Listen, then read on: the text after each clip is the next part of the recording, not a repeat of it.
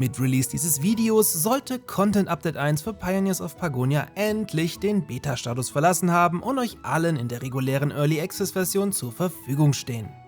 Es gibt aber auch weitere erfreuliche Neuigkeiten zum Titel, die wir daher in einer neuen Folge Pagonia News in eurer Zocker-Lounge aufarbeiten. An die Werkzeuge-Pioniere. Es gibt noch so viel zu tun. Mit Content Update 1 hat eure pagonische Siedlung nun endlich ihre Fischerhütte und ihr großes Lager erhalten, die sich gut ins Gesamtkonzept integrieren, als wären sie nie weg gewesen. Neben vielen neuen Statistiken, die die Übersicht über das Wuseln in eurer Siedlung deutlich transparenter gestalten, ist das eigentliche Highlight aber ein völlig anderes. Denn durch Anpassungen im Engine- und FOV-Bereich konnte die Zoom-Distanz ein gutes Stück erhöht werden. Platt gesagt, könnt ihr also ab sofort deutlich weiter rauszoomen und erhaltet damit einen viel besseren Überblick über euer erschlossenes Reich. Hier der alte Maximalzoom und hier der neue zum Vergleich. Somit fliegt der nächste große Punkt von meiner persönlichen Pagonia-To-Do-Liste, sodass da jetzt eigentlich nur noch PvP und Kampagne steht. Also mal schauen. Aber bitte nicht falsch verstehen, angekündigt ist in die Richtung von offizieller Seite nach wie vor nichts. Apropos nicht angekündigt, scheint man die letzte Roadmap über den Haufen geworfen zu haben und setzt die Prioritäten jetzt anders.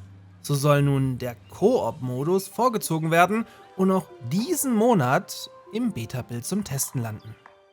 Der Koop-Modus wird zumindest zu Beginn nur über einen Shared-Modus verfügen, sprich bis zu 4 Spieler bauen hier zusammen an einer Siedlung und haben im Prinzip die gleiche Erfahrung wie im Singleplayer.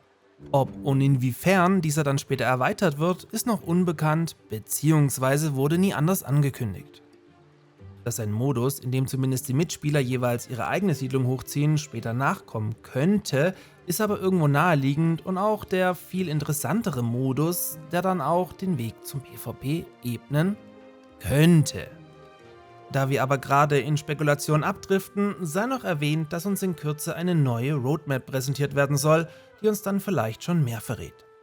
Ich werde euch natürlich wie gewohnt in den Pagonia News auf dem Laufenden halten, also gerne Abo dalassen, damit euch diese News dann auch erreichen kann und in diesem Sinne, bis zum nächsten Mal.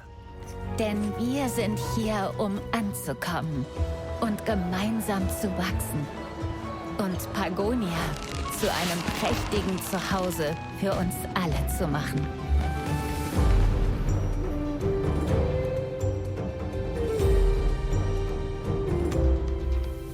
An die Werkzeuge-Pioniere.